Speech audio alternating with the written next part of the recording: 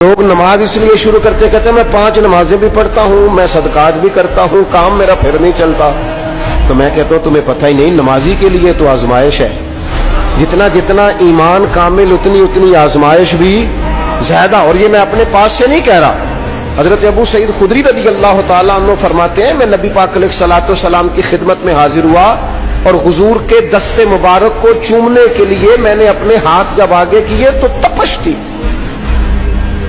تیز بخار تھا نبی پاک کو.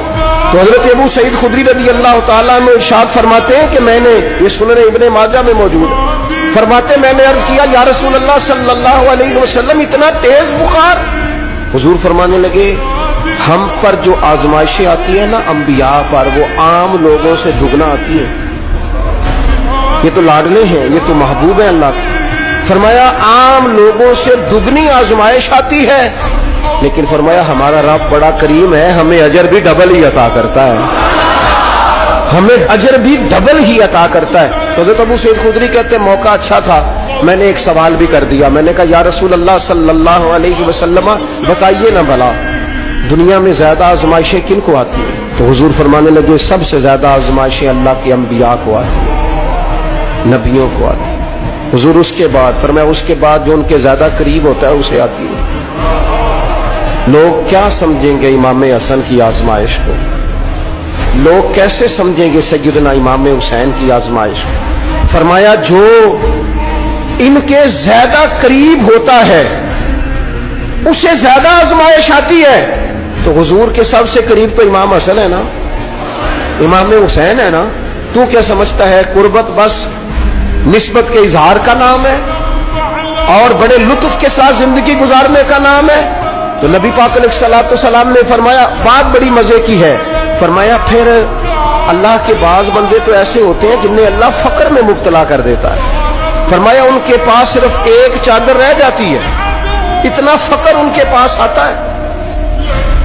لیکن جو حدیث کے آخری لفظ ہیں نا وہ وجد والے ہیں، وہ وجد والے ہیں، وہ سرور والے ہیں. ہمارا یہ مزاج ہوتا ہے کہ میٹھا میٹھا کھا جاؤ اور ذرا کڑوا آ جائے تو سویرے بھی رو شام بھی رو، حال ہی کوئی نہیں، غریبی بڑی، پریشانی بڑی، حضرت صاحب گھر سے بیماری جاتی نہیں.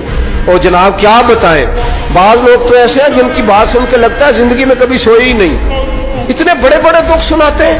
او خدا کی رحمت کا بھی تو ذکر کرنا، خدا نے جو تیرے اوپر انعامات کیے ان کا بھی تو ذکر کرنا، ان کا تذکرہ ہی نہیں کر رہا میرا بھائی.